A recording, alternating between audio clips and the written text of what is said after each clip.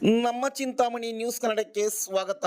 ಚಿಂತಾಮಣಿ ತಾಲೂಕಿನ ಕಸಬಾ ಹೋಬಳಿ ಮಾಡಿಕೆರೆ ಗ್ರಾಮದಲ್ಲಿ ಗುಂಪುಗಾರಿಕೆಯಿಂದ ದೂರವಿದ್ದ ಮುಖಂಡರ ಮನವೊಲಿಸಿದ ಉನ್ನತ ಶಿಕ್ಷಣ ಸಚಿವ ಡಾಕ್ಟರ್ ಎಂಸಿ ಸುಧಾಕರ್. ಮುಖಂಡರನ್ನು ಉದ್ದೇಶಿಸಿ ಮಾತನಾಡಿದ ಸಚಿವರು, ಕಾಂಗ್ರೆಸ್ ಪಕ್ಷವನ್ನು ಬಲಪಡಿಸಲು ನಮ್ಮಲ್ಲಿರುವ ಭಿನ್ನಾಭಿಪ್ರಾಯಗಳು ಬದಿಗೊತ್ತಿ ಕಾಂಗ್ರೆಸ್ ಪಕ್ಷ ಅಧಿಕಾರಕ್ಕೆ ಬರಲು ಶ್ರಮಿಸಬೇಕೆಂದು ಈ ಸಂದರ್ಭದಲ್ಲಿ ಕೋರಿದರು.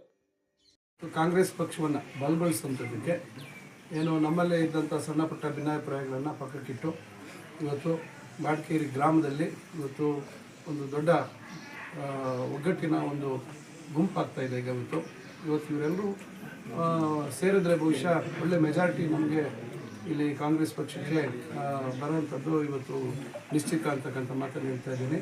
ಇದೇ ರೀತಿ ಮುಂದೆ ಎಲ್ಲರೂ ಒಗ್ಗಟ್ಟಾಗಿ ದೊಡ್ಡ ಗ್ರಾಮ ಇದೆ, ಭಾಳ ದೊಡ್ಡ ಗ್ರಾಮ ಆಗಿರೋದ್ರಿಂದ ಇಲ್ಲಿ ಸಣ್ಣ ಪುಟ್ಟ ಭಿನ್ನಾಭಿಪ್ರಾಯಗಳು ವ್ಯತ್ಯಾಸಗಳು ಸರ್ವೇಸಾಮಾನ್ಯ.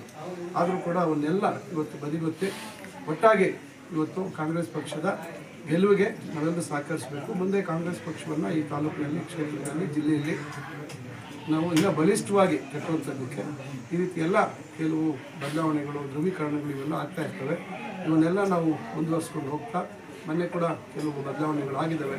ಅದರಿಂದ ನಮ್ಮ ಉದ್ದೇಶ ಇಷ್ಟೇ, ನನಗೆ 97,000 ಮತ ಬಂದಿತ್ತು ಈ ಚುನಾವಣೆಯಲ್ಲಿ. ನನಗೆ ನಂಬಿಕೆ ಇದೆ 1,15,000ಕ್ಕಿಂತ ಹೆಚ್ಚು ಮತಗಳು ಕಾಂಗ್ರೆಸ್ ಪಕ್ಷಕ್ಕೆ ಸಿಗುವಂಥದ್ರಲ್ಲಿ ಯಾವುದೇ ಸಂಶಯ ಇಲ್ಲ ಅಂತಕ್ಕಂಥದ್ದು. ಇನ್ನು ಕೇವಲ 4 ದಿವಸ ಇದೆ. 4 ದಿವಸ ನಮ್ಮ ಮುಖಂಡರು, ಕಾರ್ಯಕರ್ತರು ಪ್ರತಿಯೊಬ್ಬ ಮತದಾರರನ್ನು ಭೇಟಿ ಮಾಡಬೇಕು. 5 ಗ್ಯಾರಂಟಿಗಳ ಬಗ್ಗೆ ಏನು ನಾವು ಅನುಷ್ಠಾನ ಮಾಡಿದ್ದೀವಿ ಅದ್ರ ಬಗ್ಗೆ ಅವರಿಗೆ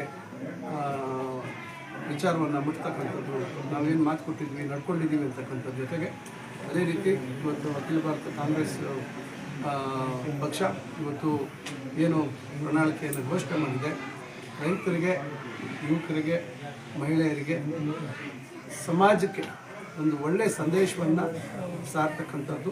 ಮತ್ತು 10 ವರ್ಷಗಳ BJPಯ ದುರಾಡಳಿತ, ಹಣದುಬ್ಬರ ಮತ್ತು ಏನು ವಚನ ಭ್ರಷ್ಟತೆ ಇದೆ, ಏನು ಭರವಸೆಗಳನ್ನು ನೀಡಿದ್ರು ಅದು ಯಾವನ್ನ ಈಡೇರಿಸದೇ ಇರತಕ್ಕಂಥದ್ದನ್ನು ಮತದಾರರಿಗೆ ಮನವರಿಕೆ ಮಾಡಿ ಕಾಂಗ್ರೆಸ್ ಪಕ್ಷದ AICCಯಿಂದ ಹೊರಡಿಸಿರ್ತಕ್ಕಂಥ ಪ್ರಣಾಳಿಕೆಯ ಗ್ಯಾರಂಟಿಗಳ ಬಗ್ಗೆ ಅವರ ವಿಶ್ವಾಸವನ್ನು ಪಡೆದು ಕಾಂಗ್ರೆಸ್ ಪಕ್ಷ ಇವತ್ತು ದೆಹಲಿಯಿಂದ ಇವತ್ತು ಮತ್ತೆ ಅಲ್ಲಿ ಆಡಳಿತ ಮಾಡ್ತಕ್ಕಂಥದ್ದಕ್ಕೆ ಅವಕಾಶ ಆಗ್ತಕ್ಕಂಥ ನಿಟ್ಟಿನಲ್ಲಿ ನಾವೊಂದು ಬದಲಾವಣೆ ಆಗಬೇಕು ಈ ದೇಶದಲ್ಲಿ. ಜನರಿಗೆ, ಬಡ ಜನರಿಗೆ, ಮುಖ್ಯವಾಗಿ ಸಂವಿಧಾನ ಉಳಿಸುವಂಥ ದಿಕ್ಕಿನಲ್ಲಿ ಇವತ್ತು ಕಾಂಗ್ರೆಸ್ ಪಕ್ಷ ಇದೆ. ಅದನ್ನು ಮಾಡಬೇಕು ಅಂತಕ್ಕಂಥ ನಿಟ್ಟಿನಲ್ಲಿ ನಮ್ಮ ಕಾರ್ಯಕರ್ತರು ಕೆಲಸ ಮಾಡ್ತಾರೆ ಅಂತಕ್ಕಂಥ ವಿಶ್ವಾಸ ಇದೆ. ಅದರಿಂದ ಅವರೆಲ್ಲರೂ ಇವತ್ತು ಒಗ್ಗಟ್ಟಾಗಿರ್ತಕ್ಕಂಥದ್ದು ನನಗೆ ಭಾಳ ಸಂತೋಷ ಆಗಿದೆ. ಇದೇ ಒಗ್ಗಟ್ಟನ್ನು ಮುಂದೆ ಕೂಡ ತಾವು ಉಳಿಸ್ಕೊಂಡು ಹೋಗಿ ಅಂತೇಳಿ ಅವ್ರಿಗೆ ನಾನು ಸಲಹೆ ಕೊಟ್ಟು ನನ್ನ ಮಾತು ಮುಗಿಸ್ತೇನೆ.